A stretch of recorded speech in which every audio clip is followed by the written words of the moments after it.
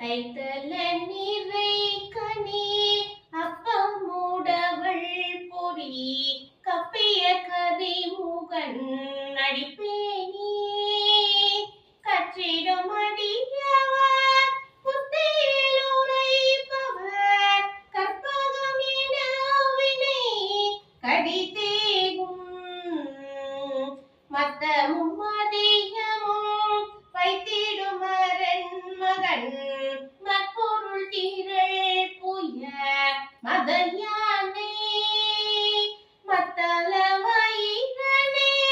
உத்தமை புதல்வனை மட்டவிழ் மலர் கொடு